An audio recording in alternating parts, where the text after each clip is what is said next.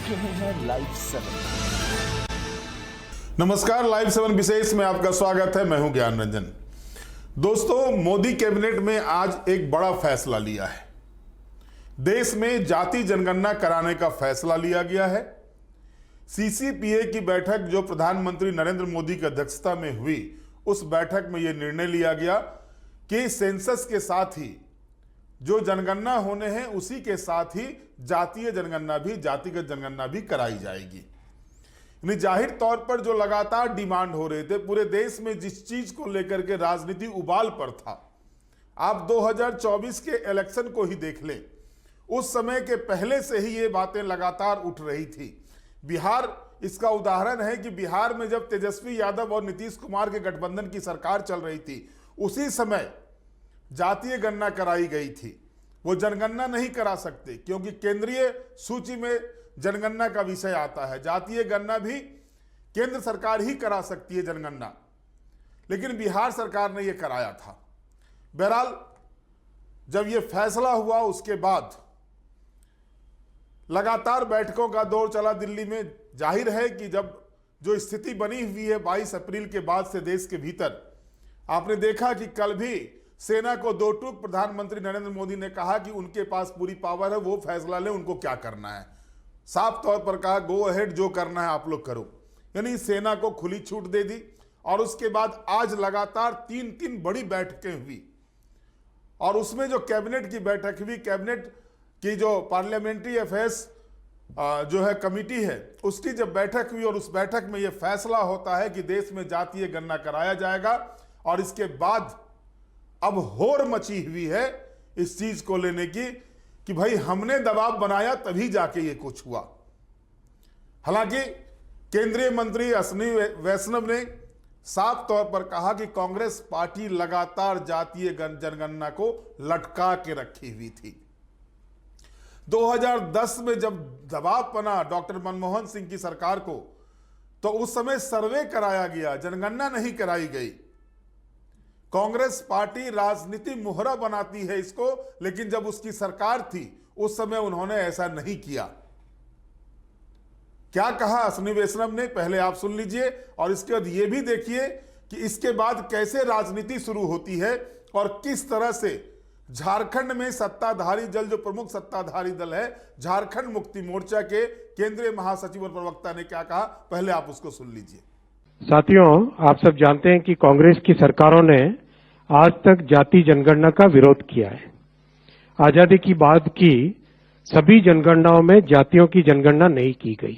1947 के बाद से अगर देखें, वर्ष 2010 में तत्कालीन प्रधानमंत्री दिवंगत डॉक्टर मनमोहन सिंह जी ने लोकसभा में आश्वासन दिया था कि जाति जनगणना पर कैबिनेट में विचार किया जाएगा।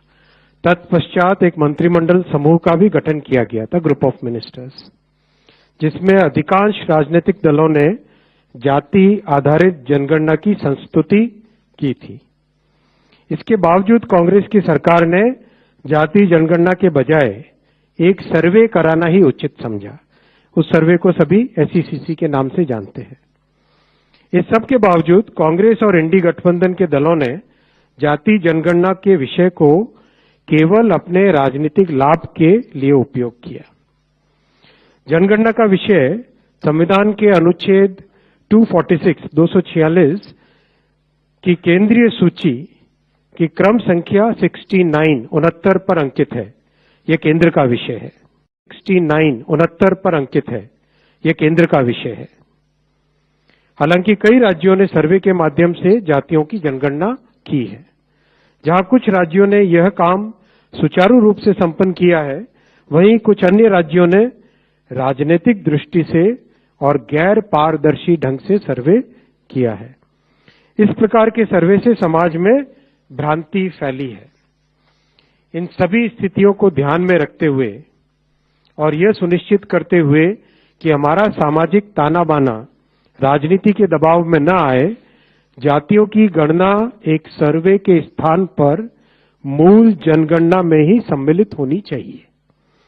इससे यह सुनिश्चित होगा कि समाज आर्थिक और सामाजिक दृष्टि से मजबूत होगा और देश की प्रगति भी निर्बाध चलती रहेगी।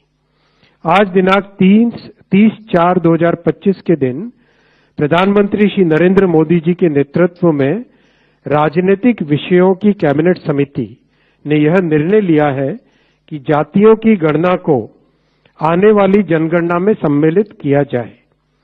यह इस बात को दर्शाता है कि वर्तमान सरकार देश और समाज के सर्वांगीण हितों और मूल्यों के लिए प्रतिबद्ध है। जैसे कि पहले भी जब समाज के गरीब वर्गों को 10% आरक्षण का प्रावधान किया गया, तब भी समाज के किसी घटक में तनाव उत्पन्न नहीं हुआ था। Friends, I will read this statement. आज भारत सरकार के CCPA मतलब cabinet committee on political affairs ने एक निर्णय लिया है। वो निर्णय है कि हमारा जब सेंसस होगा, पॉपुलेशन सेंसस, उसमें कास्ट सेंसस को भी रखा जाएगा। जाति जनगणना को उसमें स्थान दिया गया है। ये बहुत स्वागत योग्य कदम है। पिछले 10 वर्षों से हमारी पार्टी, हम लोगों ने, जो भी भाजपा के विपक्ष के लोग हैं, उन्होंने इस बात को कहा और करने का भी काम किया, चाहे वो बिहार हो, कर्नाटका हो, तेलंगाना हो। उस वक्त प्रधानमंत्री जी और भारतीय जनता पार्टी के तमाम बड़े नेताओं ने इसका खुलकर विरोध किया, लेकिन जब जनदबाव इतना आगे बढ़ा तो आज भारत सरकार भी बाध्य हुई कि इसको मानने को वो तैयार हो गई। एक तो ये हमारी एक नैतिक जीत है, और एक जो समाज का जो चाह है, जो संपूर्ण संविधान में जिस बातों का जिक्र है, जो परिकल्पना की गई है आरक्षण की, उन तमाम चीज़ों को एड्रेस करेगी। लेकिन साथ साथ ये अभी तक स्पष्ट नहीं हुआ, क्योंकि हम लोगों ने अपने राज्य से, जब विधानसभा से, सरना धर्म कोड को भी उसमें शामिल करने की मांग की थी, क्योंकि संपूर्ण देश में कई आदिम जातियां हैं, आदि धर्म हैं। चाहे वो हमारा झारखंड का सरना धर्म हो, चाहे छत्तीसगढ़ के आदिवासियों का हो, चाहे आपको महाराष्ट्र के हो, जो विदर्भ के इलाके के लोग हैं, औरंगाबाद के इलाके के लोग हैं, मराठवाड़ा के, साथ साथ उड़ीसा है, पश्चिम बंगाल है, आसाम है, पूर्वोत्तर राज्य है, गुजरात है।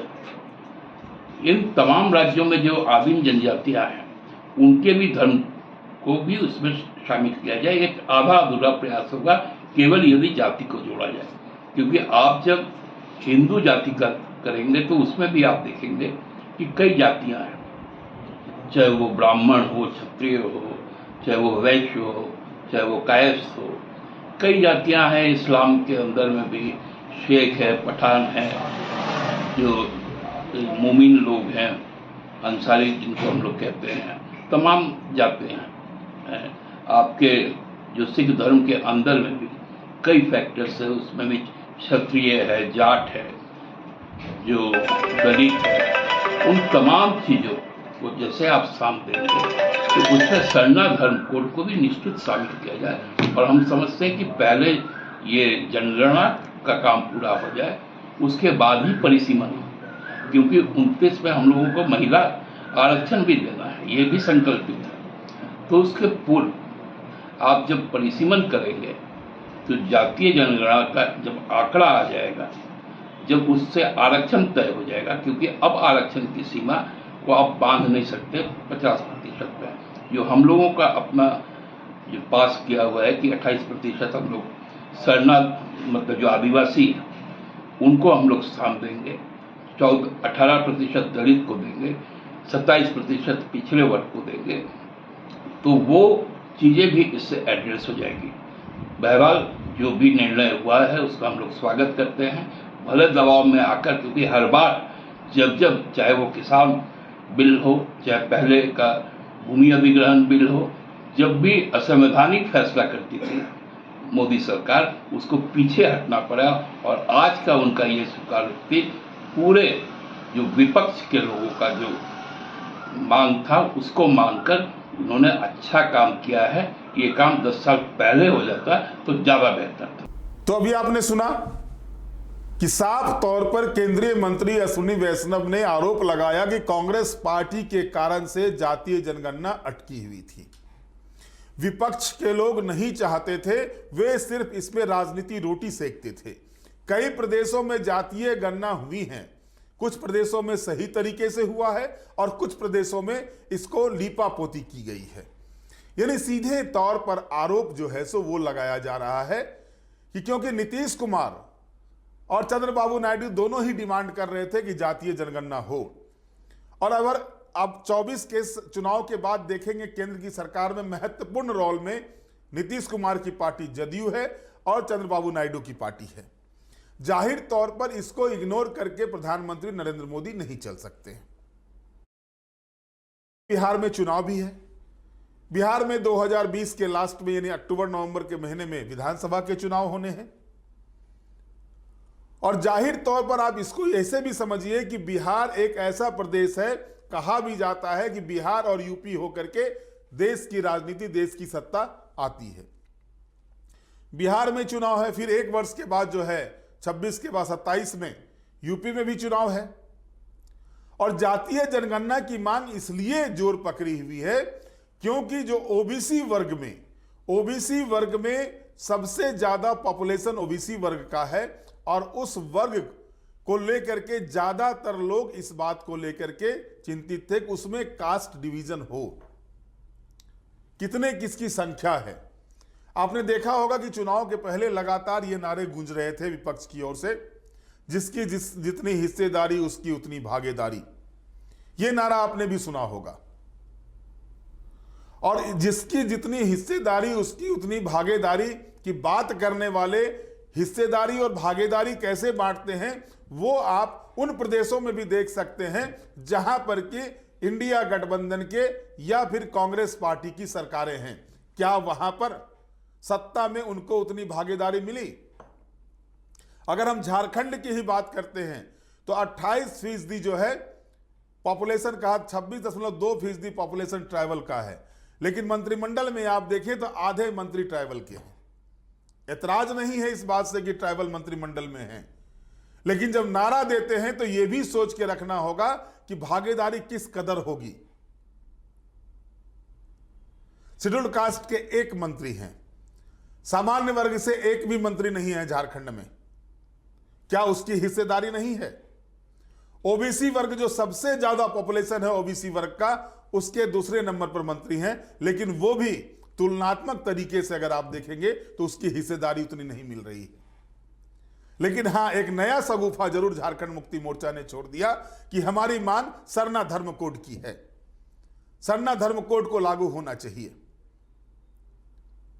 प्रधानमंत्री ने स्वागत योग्य कदम उठाया है और हमारे दबाव में आकर यह कदम उठाया है।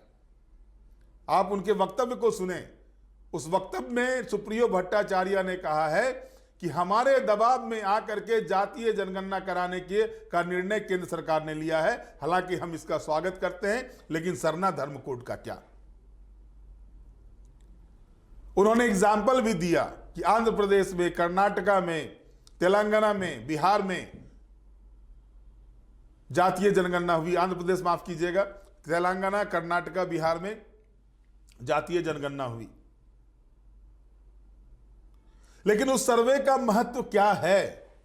जिस सर्वे को संवैधानिक मान्यता नहीं मिल सकती है, क्या वो सर्वे सिर्फ जो जात पर मुहर वाली बात तो नहीं हो रही है?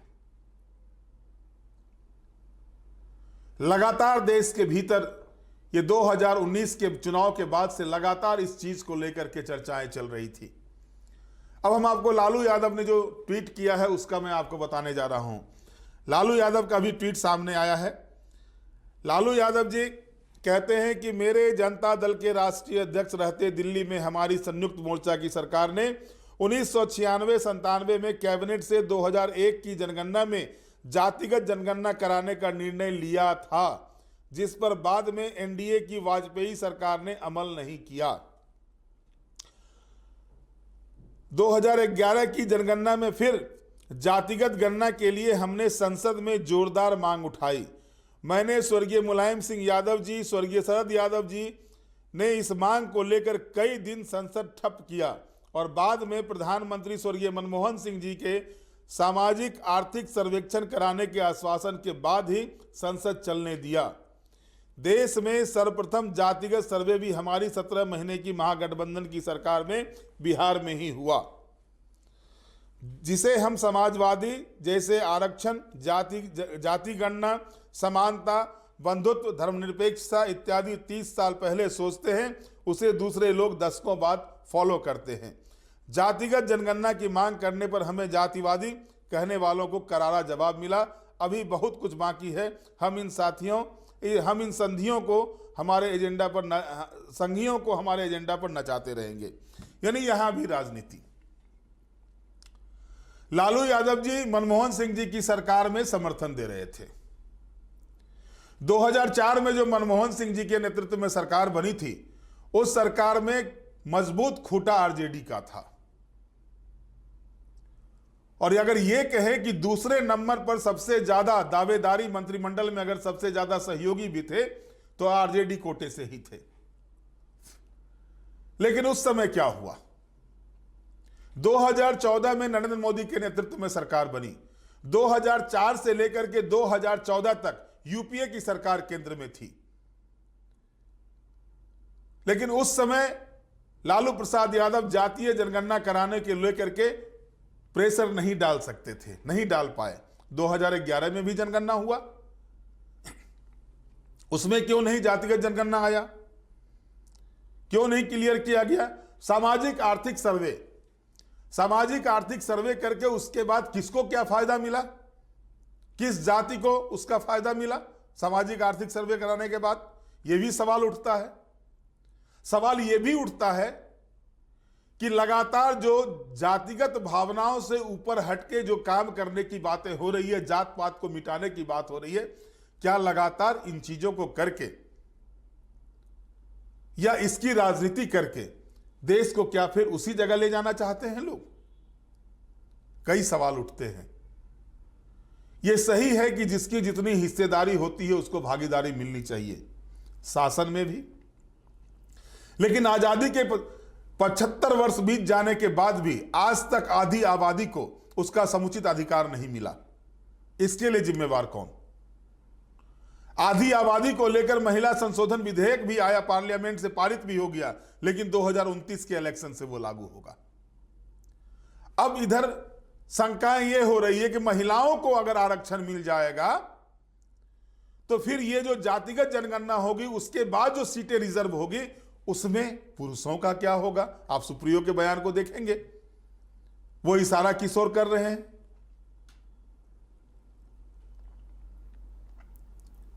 और स्वाभाविक तौर पर आप अगर देखेंगे कि अगर जातिगत जनगणना होता है, आरक्षण का परसेंटेज अगर, जैसा कि सुप्रियो भट्टाचार्य ने कहा कि आरक्षण का परसेंटेज जो हम लोग बढ़ाना चाहते हैं जातिगत जनगणना होने के बाद, वो करने में हम सफल हो जाएंगे। संवैधानिक प्रावधान जो 50% का है, जिस तरह से सवर्ण वर्ग के लोग हैं उनके लिए जिस तरह से आर्थिक आधार पर आरक्षण की व्यवस्था की गई है, उस तरह से हम लोग आगे कर सकते हैं, बढ़ा सकते हैं। ठीक है, बढ़ाएं। लेकिन कष्ट इस बात का भी है कि अगर महिलाओं को 50% जो आरक्षण देने की बातें, 33% आरक्षण देने की बातें हो रही है, महिला आरक्षण विधेयक जो पारित हुआ है, उसके बाद जातिगत आधार पर भी अगर आप देखेंगे तो जो सीटें रिजर्व होंगी, उन रिजर्व सीटों में उस जाति की महिला के लिए भी सीट रिजर्व होगी। और इसमें भी पेट दर्द कर रहा है राजनीतिक दलों का। यानी आरक्षण भी चाहिए, महिलाओं को भी आरक्षण चाहिए, लेकिन जिस वर्ग से वो महिला आएंगी, जिस जाति से वो महिला आएंगी, अगर उसके लिए सीटें आरक्षित होंगी तो वहां पर इनके पेट में दर्द होना शुरू हो जाता है।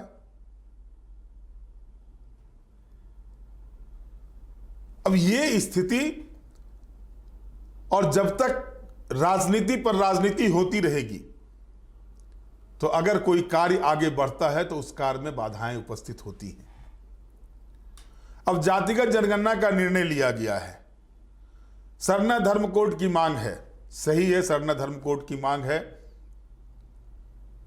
जनजातीय समुदाय की संख्या झारखंड, छत्तीसगढ़, मध्य प्रदेश, महाराष्ट्र, तेलंगाना, उड़ीसा, बंगाल, असम, जो पूर्वोत्तर राज्यों में है, राजस्थान, कई राज्यों में जनजातीय समुदाय की अच्छी खासी संख्या है।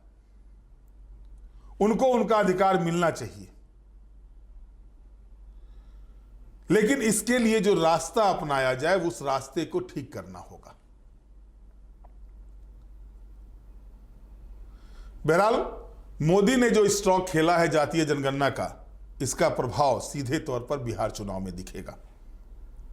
हालांकि जो सेंसस होना है सेंसस के साथ ही होगा, तो फिलहाल चुनाव इसी साल होना है, सेंसस अगले साल होना है, तो अभी उतना तो नहीं दिख रहा है। लेकिन इस मास्टर स्ट्रोक के बाद जो एक बड़ा डिमांड बिहार में लगातार हो रहा था, उस डिमांड को आगे बढ़ाने की पहल केंद्र सरकार ने शुरू कर दी है। उस पर काम शुरू हो जाएगा।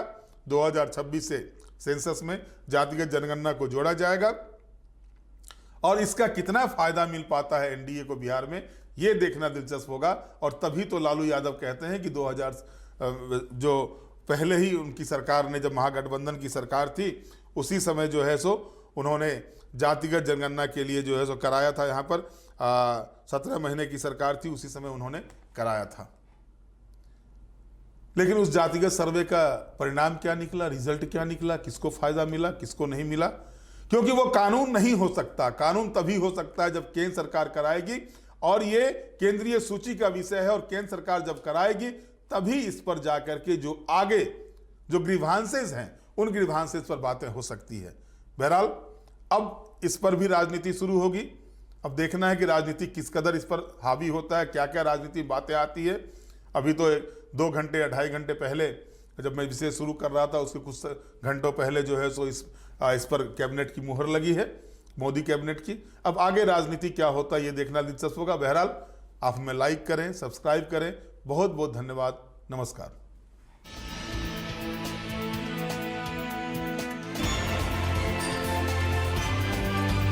आप देख रहे हैं लाइव 7।